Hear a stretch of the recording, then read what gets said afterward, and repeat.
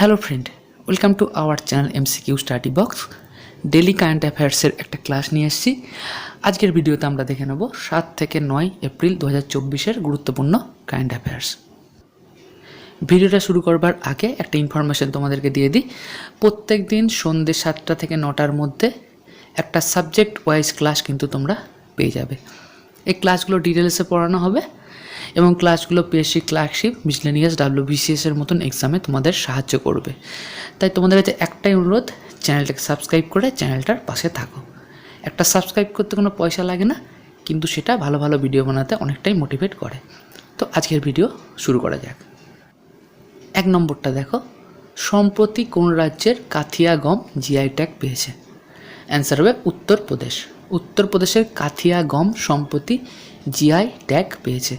আজকের ভিডিওতে আমরা 7 থেকে 9 এপ্রিল 2024-এর গুরুত্বপূর্ণ কারেন্ট অ্যাফেয়ার্সগুলো দেখব, সেটা আরেকবার বলে দিলাম। এরপর 2 নম্বর কোশ্চেনটা দেখো, সম্প্রতি কোন মন্ত্রণালয় iOS ইকোসিস্টেম ডিভাইসের জন্য মাই CGHS অ্যাপ চালু করেছে? অ্যান্সার হবে ministry of health and family welfare.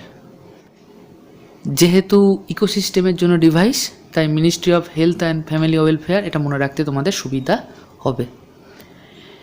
এরপর 3 নম্বর কোশ্চেনটা দেখো, কোন তারিখ ওয়ার্ল্ড হেলথ ডে পালিত হয়? অ্যান্সার হবে 7 April. 7 April world health day বা বিশ্ব স্বাস্থ্য দিবস পালিত হয়। এই দিনগুলো তোমরা ইচ্ছা করলে আলাদা করে খাতায় টুকে রাখতে পারো। এরপর 4 নম্বরটা আমরা দেখব। ভিডিওটা যদি ভালো লাগে অবশ্যই একটা লাইক, একটা শেয়ার করে দাও। 4 নম্বর কোশ্চেনটা দেখো, কোন তারিখ ইন্টারন্যাশনাল ডে অফ কনসায়েন্স পালিত হয়? অ্যান্সার হবে 5ই এপ্রিল। 5ই April international day of conscience পালিত হয়।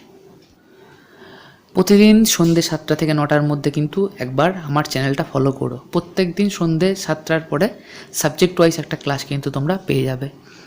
শুধুমাত্র এমসিকিউ প্র্যাকটিস করলে পরীক্ষায় সুবিধা করতে পারবে না, সাবজেক্ট ওয়াইজ ক্লাসও কিন্তু তোমাদেরকে করতে হবেই। 5 নম্বর দেখো, কোন বিমানবন্দর ভারতের 14তম বিমানবন্দর হিসেবে ডিজি যাত্রা ব্যবস্থা চালু করেছে? অ্যান্সার হবে মনোহর ইন্টারন্যাশনাল এয়ারপোর্ট ইন মোপা, গোয়া। মানে মনে রাখতে যেটা হবে তোমাদের, যে গোয়ার মনোহর ইন্টারন্যাশনাল এয়ারপোর্ট 14তম বিমানবন্দর হিসেবে ডিজি যাত্রা ব্যবস্থা চালু করেছে। প্রচণ্ড গুরুত্বপূর্ণ কোশ্চেন এটা। এরপরের কোশ্চেনটা দেখো, the national cooperative dairy federation of India limited এর চেয়ারম্যান হিসেবে কে নির্বাচিত হয়েছেন? অ্যান্সার হবে মিনেশ সাহা।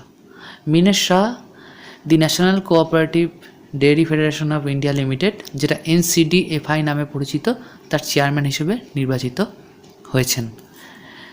এরপর 7 নম্বর কোশ্চেনটা দেখব।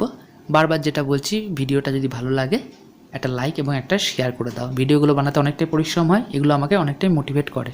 7 নম্বর দেখো, প্যারিসে আসন্ন গ্রীষ্মকালীন অলিম্পিকে জুরি সদস্য হিসেবে দেশের প্রতিনিধিত্বকারী প্রথম মহিলা হিসেবে কে ইতিহাস তৈরি করতে চলেছেন? অ্যান্সার হবে বিলকিস মির। এই বিলকিস মির কিন্তু জম্মু এবং কাশ্মীরের বাসিন্দা, এটা ভালো করে মনে রেখো।